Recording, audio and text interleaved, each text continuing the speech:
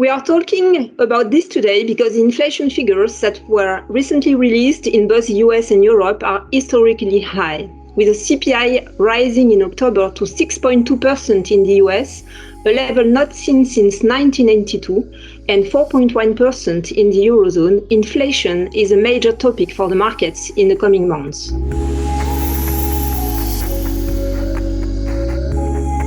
The economic crisis linked to the COVID pandemic was a flash crisis.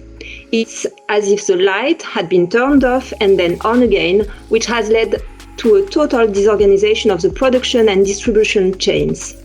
There is also a shortage of labor in certain sectors of activity. In our view, this should progressively recede. Why? Because first, there should be less demand for goods and more for services with a wider reopening of economies. This should alleviate the pressure on the demand for goods. Secondly, we should also have a normalization of the employment situation. The participation rate should increase in the coming months. And finally, the bottlenecks should gradually disappear, including commodities. We therefore expect inflation to peak soon and inflationary pressures to ease gradually as economies reopen more widely. But the major difficulty is that we do not know when and whether pricing pressure will moderate. That being said, there remains an important uncertainty. It's the uncertainty over central banks' new policy strategies and their tolerance for a sustained inflation overshoot. They could tighten sooner or later than expected by investors.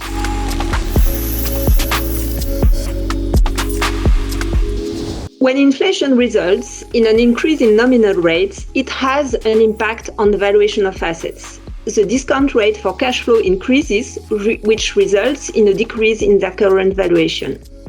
The anomaly of the current situation is that nominal rates have barely risen under the pressure of central banks' action. Real interest rates have collapsed to a 70-year low in the US at minus 4.7% instantly, and it's the same in Europe with German 10-year rates still largely negative. As a result, there has been no impact on valuation because the fall in real rates has offset the rise in inflation expectations. On the business side, the impact will depend on companies' ability to pass on price increases. For companies with pricing power and high operating leverage, a higher level of inflation is positive for profits. For others, it will be detrimental. What's important for our allocation and markets next year will be the surprise on inflation and growth. We'll have to navigate between fears of stagflation on one side if we have positive surprises on inflation and negative surprises on growth, and a normalization if we have, in the end, negative surprises on inflation. It will drive markets next year and our allocation on equities, bonds, and regions. If we have negative surprises on growth, then we should be positioned more defensively.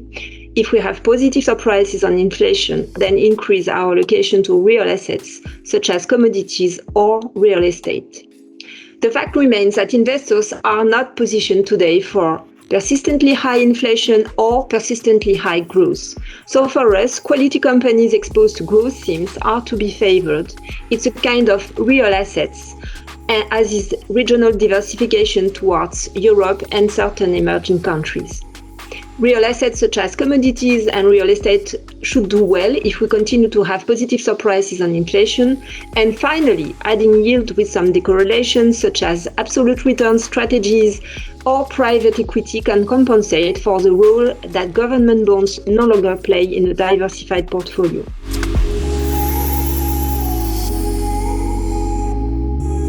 After more than 10 years of negative inflation surprises, investors may naturally tend to be complacent about inflation. It's indeed difficult to anticipate a reversal of previous trends, and it is often seen in hindsight. Let's therefore look at the forces at work, some of which are conducive to more inflation, others of which are reducing it.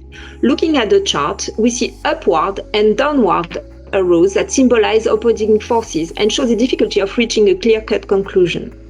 Some structural drivers of inflation, such as technological innovation, will continue to point to further disinflationary pressures. However, there are important structural factors that point to potentially higher inflation in the future. One example is globalization, which may now be turning into deglobalization. This makes it more difficult for companies to manage their production and supply chain. The resulting increase in labor and logistic costs will likely be passed on to consumers over time. Another important example is climate change. Already in Europe, it has had an important impact on energy prices.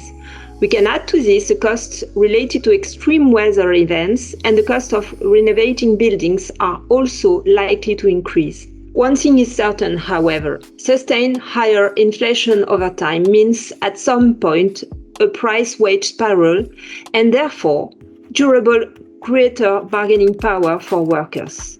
This should constitute a major change compared to the pre-COVID world and is far from certain.